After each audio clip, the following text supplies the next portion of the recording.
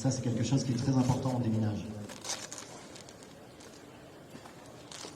Cet exercice est une démonstration sur comment désamorcer un engin explosif à l'intérieur d'un véhicule stationné devant une entreprise. Les acteurs sont des élèves stagiaires qui dévoilent leur savoir-faire après 5 mois de formation sous l'encadrement des experts. L'esplanade de l'École nationale supérieure de police de Yaoundé c'est de cadre ce jeudi 14 novembre 2024 à la cérémonie de remise des parchemins de fin de formation. Les 12 stagiaires disent être aptes à affronter les défis et mettre en application les enseignements reçus. Le scénario que vous avez vu tout à l'heure, c'est l'aboutissement, n'est-ce pas, des techniques acquises durant ces 5 mois. Ce n'est qu'un cas parce que les interventions sur les colis vont varier en fonction de l'environnement, vont varier en fonction de beaucoup de facteurs.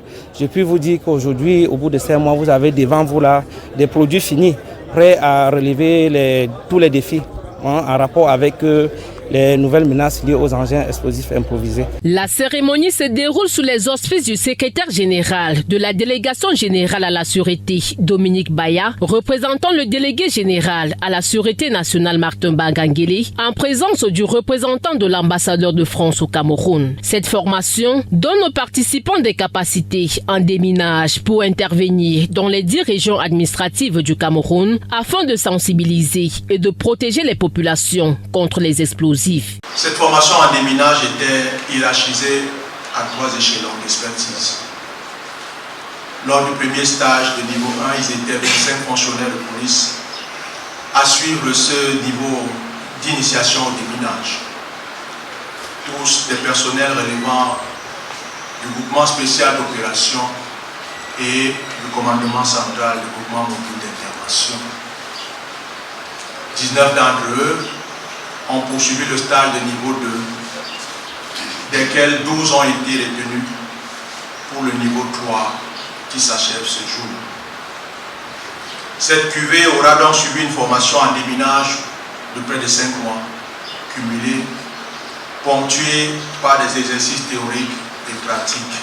Des moments riches en apprentissage, salués par les hôtes et formateurs du Cameroun. Ces derniers saluent le Cameroun pour son engagement à cette formation et à cette initiative qui permet de renforcer la sécurité des fonctionnaires de police et des populations. Nous arrivons au terme de cette première itération et sommes réunis pour honorer et féliciter ces 12 stagiaires qui ont atteint un niveau de maîtrise et de professionnalisme essentiel dans la lutte contre les engins explosifs improvisés et qui bénéficieront de l'acquisition de 4 lots d'équipements afin de faire au mieux leur travail. Grâce à cette année de formation intensive, la délégation générale de la Sûreté nationale bénéficie désormais de personnel qualifié et de matériel adéquat pour répondre aux risques liés à ces enjeux. L'un des encadreurs dit garder le contact avec les stagiaires et reste disponible pour tout besoin. On va garder contact. Maintenant, comme on a quand même créé des liens de 5 mois, c'est pas rien. Je veux dire, je suis quasiment resté plus avec eux que ma famille.